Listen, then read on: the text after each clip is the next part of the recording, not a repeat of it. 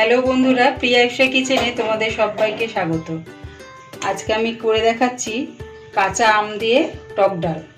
তবে দেখে নাও আমি এটা কেমনভাবে তৈরি করি, সেটাই তোমাদের সাথে শেয়ার করলাম। আমার মতন করে বাড়িতে বানিয়ে দেখো, কেমন হয়েছে কমেন্টের মাধ্যমে জানিও। আমার নতুন বন্ধুদের কাছে অনুরোধ রইল, প্লিজ আমার চ্যানেলটিকে তোমরা সাবস্ক্রাইব করে দিও। প্রথমে মুসুর ডালটা আমি জল দিয়ে ভালো করে 2-3 বার ধুয়ে নেব।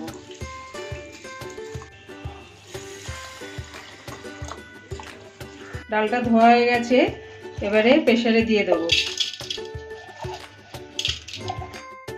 একটা কাঁচা আম আমি কেটে নিয়েছি এরকম লম্বা লম্বা করে, এটা দিয়ে দিলাম। দিচ্ছি 1 কাপের মতন জল। আন্দাজ করে হলুদ গুঁড়ো দিয়ে দিলাম।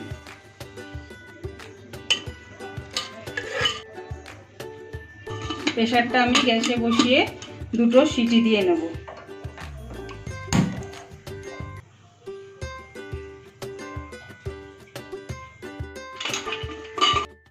দেখো 2টো সিটি দেওয়ার পর ডালটা খুব সুন্দরভাবে গলে গেছে এবং আমটাও গলে গেছে।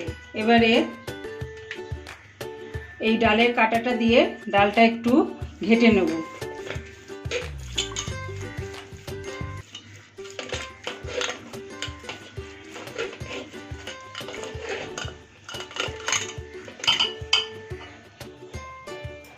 দিচ্ছি 1 চামচের মতন সর্ষের তেল।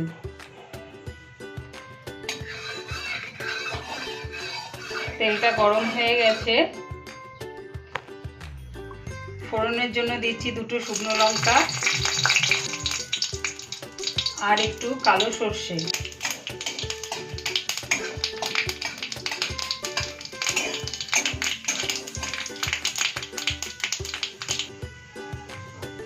এবারে ডালটা এর মধ্যে দিয়ে দিচ্ছি।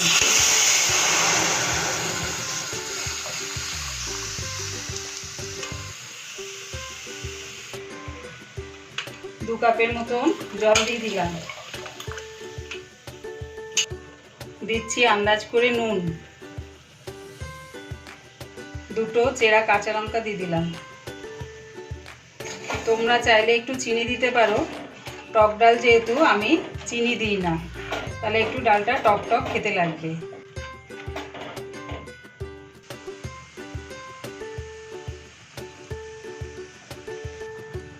ডালটা ফুটে গেছে, রেডি হয়ে গেছে আমার আম দিয়ে টক ডাল। এবার এটা আমি নামিয়ে নিচ্ছি। আমার এই কাঁচা আম দিয়ে টক ডালের রেসিপিটা পুরো দেখার জন্যে প্রিয়া ইপসা কিচেনের থেকে তোমাদের সবাইকে অনেক ভালোবাসা রইল। প্লিজ আমার চ্যানেলটিকে সাবস্ক্রাইব করে দিও, লাইক করে দিও, বন্ধু ও আত্মীয়দের মধ্যে শেয়ার করে দিও।